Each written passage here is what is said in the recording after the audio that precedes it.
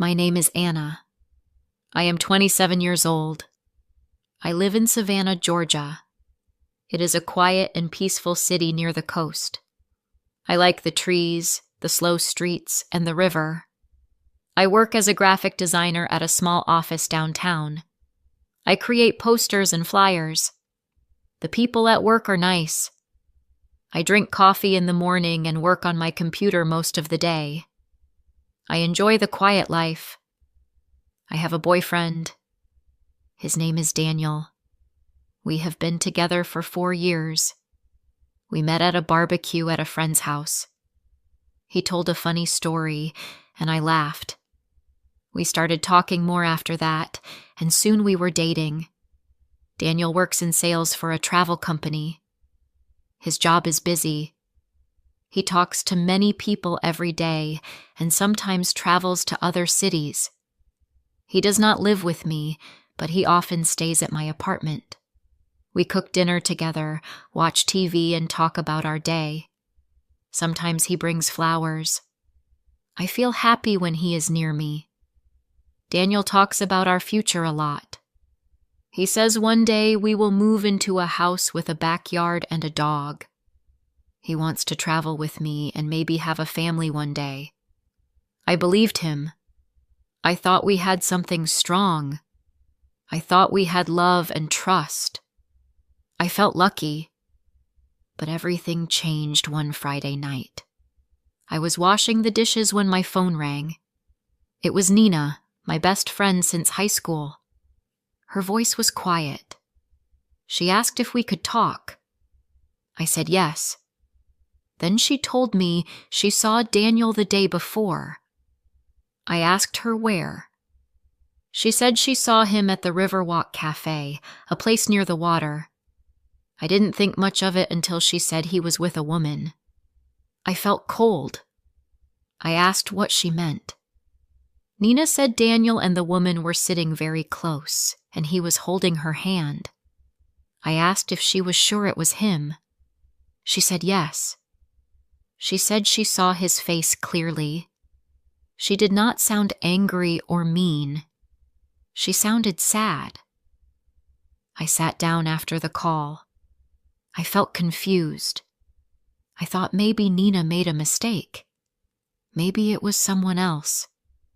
Maybe Daniel had a reason. I tried to tell myself it was not true.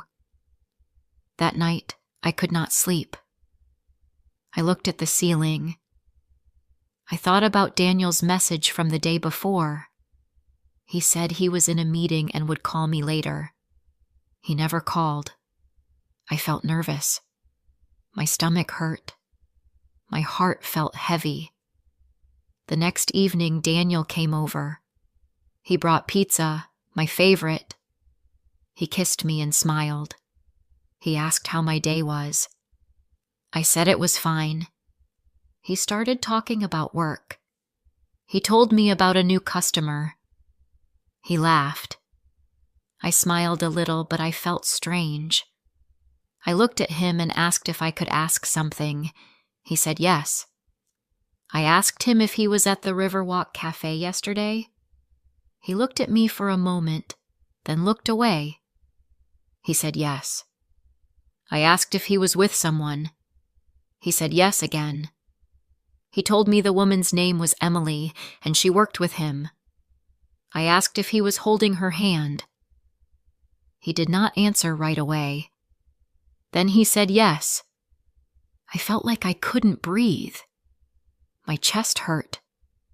I stood up and walked to the window. Outside, cars passed by. People were walking. The world looked normal, but my world was not. I asked him why. I asked why he did that. He said he didn't know. He said they started talking at work, and he liked her, but he still cared about me. He said he was scared and didn't want to hurt me, but I was already hurt. I told him he lied to me. He said he didn't plan it. He said it just happened. I did not know what to say. I felt so tired. I sat back down. I told him I needed time to think. He said, okay. Then he left. He walked out the door, and I was alone. The room was very quiet. That night I cried. I cried for a long time. I looked at our photos on the wall. I thought about our memories. I asked myself if any of it was real. The next morning, Nina came to my apartment. She brought coffee and donuts. She sat beside me and gave me a hug. She told me I did not have to decide anything right away. She told me to rest and take time. I said thank you. I felt thankful she was there. That weekend, I stayed home. I looked at old messages from Daniel. I thought about the trips we took. I thought about how he held my hand when I was scared. I thought about the way he made me feel safe. Now, I felt lost. I picked up my notebook and started writing. I wrote about how I felt. I wrote about my pain. I wrote letters to Daniel that I did not send. I asked questions that had no answers. Each day was hard, but I got up. I went to work. I talked to Nina. I took short walks by the river. I looked at the water. I tried to feel calm. One night, I looked in the mirror. My eyes were red from crying, but I saw something else too. I saw a woman who was still standing. I was tired, but I was still here. I told myself that I did nothing wrong. I gave love. I gave trust. I didn't deserve this pain. The next day, I cleaned my room. I put away the gifts Daniel gave me. I turned off my phone. I needed space. I needed time to think about what I wanted. That night, I lay in bed and whispered to myself. I said, I will be okay. I will find peace again. Days passed, but the pain did not go away. I went to work, I made designs, and I smiled at people. But inside, I felt broken. I still thought about Daniel. I still remembered his voice, his laugh, and his promises. I kept asking myself the same questions. Did he ever really love me? Was I not enough? Why did he choose someone else? At night, I could not sleep. I looked at the ceiling and listened to the clock ticking. I cried when I was alone. I felt like my heart had a hole in it. My chest hurt in a way I could not explain. I missed him, but I also felt angry. I trusted him. I believed him. And now, I did not know what to believe anymore. My best friend Nina called me every day. She came over with food. She brought soup, fruit, and chocolate. She sat with me while I cried.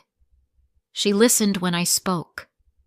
Sometimes I said nothing at all, and she just sat beside me. She told me that healing takes time. She told me that I was not weak. She said I was strong for facing the truth. One day, I opened my journal and started writing again. I wrote about how I used to feel before Daniel. I wrote about the things I loved. I remembered that I used to take long walks in the park. I used to read books in the library. I liked painting and listening to music. I forgot these things when I was with Daniel. I gave him all my time. I gave him all my heart. Now I wanted to remember who I was before him. I also started thinking about what I wanted from love. I wanted someone honest. I wanted someone who made me feel safe. I wanted someone who respected me. I wanted someone who would choose me every day, not just when it was easy. I wrote these things down. I looked at the list again and again. 1 week later, Daniel called me. I saw his name on my phone and felt my stomach twist. I didn't answer. He called again the next day. On the third day, he sent a message. He said he missed me. He said he wanted to talk. He asked if we could meet. I didn't know what to say. I called Nina and asked her what to do. She said it was my choice. She told me to be honest with myself. Did I still trust him? Could I ever feel safe with him again? I thought about it all night. The next morning, I sent Daniel a message. I said we could meet in the park near the river. The park was quiet. The wind was soft. I sat on a bench and waited. Daniel arrived a few minutes later. He looked nervous. He sat down beside me. For a moment we didn't speak. Then he said, "Anna, I'm sorry." I looked at him, but I said nothing. He said, "I made a mistake. I hurt you. I was stupid. I didn't know what I had until I lost it. I miss you. I miss us. I want to fix things." His words were soft. He looked down at his hands. He didn't smile like before. He looked sad. I listened, but my heart felt heavy. I wanted to believe him. I wanted to go back to the time when I trusted him, but I knew that time was gone. I looked at the trees. I listened to the birds. I felt the wind on my face. I felt my heart speak, and this time I listened. I said, "Daniel, I loved you. I gave you everything I had, but you broke my trust. You chose someone else. I can't forget that." He looked up at me. His eyes were full of pain. I continued, "I deserve someone who respects me, someone who is sure about me, someone who doesn't lie." Daniel didn't speak. He just looked at me. I said, "I can't stay in this relationship. I need to move on. I need to heal." He looked down again. He whispered, "I understand." I stood up. My legs were shaking, but I stayed strong. I looked at him one last time and said, "Goodbye." As I walked away, tears filled my eyes. My chest felt tight, but my heart also felt proud. I had made the hardest choice, but it was the right choice. That night, I went home and cried again, but this time, I also felt a little bit free. I didn't check my phone. I didn't wait for a message. I just let myself feel everything. I let the pain wash over me like a wave. And slowly, it passed. In the days after, I started doing the things I used to love. I went to the park with a book. I painted simple pictures at home. I listened to soft music while I drank tea. I took deep breaths. I walked slowly. I looked at the sky more often. I also talked to myself with kindness. I said, "You are strong, Anna. You are healing. You are not broken." I stopped asking questions like, "What if?" I started asking, "What's next?" I began to enjoy the small things again. A sunny morning, a quiet moment, the sound of the wind through the trees. Life felt different, but not all bad. Some days were still hard, but other days were peaceful. One day, I looked in the mirror and smiled a little, not because everything was perfect, but because I was still here. I was learning to love myself again.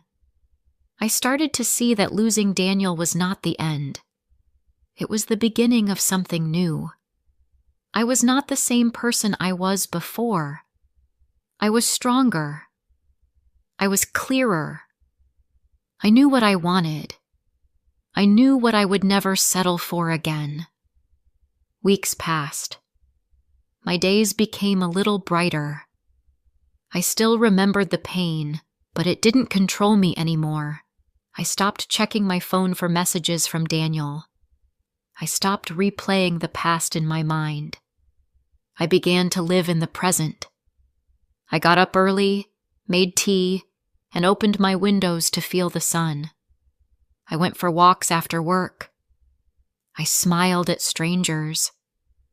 I listened to music again, not the sad songs, but soft songs with hope. I started spending more time with Nina. We went to a small art museum one weekend. We sat on a bench and looked at the paintings. I felt calm.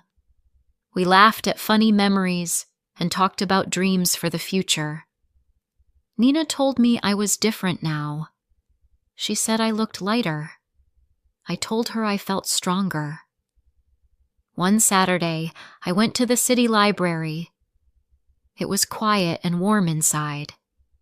I wanted to find a book to read for the weekend. I walked between the shelves and looked at the covers. I reached for a book on the top shelf, but I couldn't quite reach it. Just then, someone beside me said, "Here, let me help you."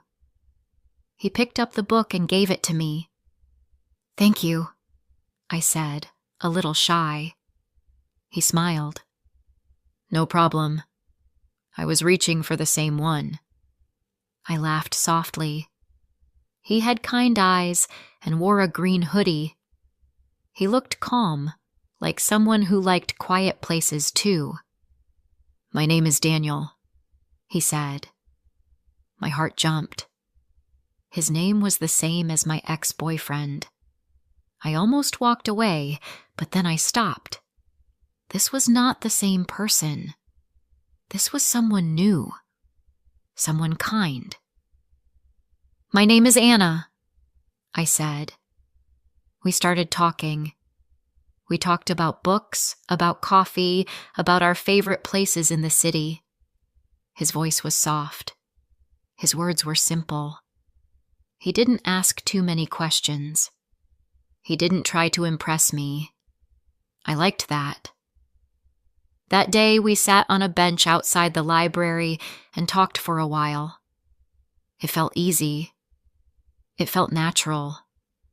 I didn't feel nervous. I didn't feel scared. I felt peaceful. Over the next few weeks, we met again. We got coffee. We walked by the river. Sometimes we sat in silence. Sometimes we talked about little things, like weather and movies. He told me he liked painting too. I told him I used to paint before, and he smiled and said, "You should start again." I didn't tell him everything at first. I was still careful. I had walls around my heart. I was afraid to be hurt again. But he didn't rush me. He didn't push me. He just stayed kind and patient. One day, while we were sitting in the park, he said, "You don't have to tell me anything you're not ready to say. I just like spending time with you." I felt a warm feeling in my chest. I looked at him and said, "Thank you." It was a simple word, but I meant it deeply. Later that night, I wrote in my journal. I wrote about how far I had come. I wrote about the pain I had lived through and the strength I found. I also wrote about the new Daniel. I didn't know what would happen next, but I felt hopeful. Not because I met someone new, but because I was finally happy with myself. One morning, I sat on my porch with a cup of tea. The sky was blue. The air was fresh. I looked at the trees and smiled. I thought about the old Anna, the one who cried on the floor, the one who felt broken. I wanted to hug her. I wanted to tell her she would be okay. If I could talk to the Anna from a few months ago, I would say this: you are strong. You are enough. You don't need to stay with someone who hurts you. You don't need to beg for love. You will smile again. You will laugh again. You will feel free again. Just wait. The light will come back. And it did. Now I take things slow. I don't rush love. I don't give my heart too fast. But I also don't live in fear. I believe that good people exist. I believe that healing is possible. I believe that I can start again. Daniel and I still talk. We still meet for coffee and walks. It is still new, but it feels honest. I don't know what the future holds, but I know one thing for sure. I will never lose myself again. I will always choose respect, peace, and love that feels safe. Sometimes I still think about the other Daniel. Sometimes I wonder if he thinks about me. But I don't feel sad anymore. I don't feel angry. I let it go. Carrying that pain only made me tired. Letting go gave me freedom. I learned something important from all of this. I learned that losing someone does not mean losing myself. I learned that heartbreak can be the start of something beautiful. I learned that I can create light from darkness and love from pain. Life is not perfect now. Some days are quiet. Some days are hard. But I wake up each morning with hope. I open my window, feel the air, and say thank you. Thank you for the lessons. Thank you for the healing. Thank you for the new beginning. This is not the end of my story. It is just the beginning. If this story touched your heart, don't forget to like, comment, and share. More emotional and inspiring stories are coming soon.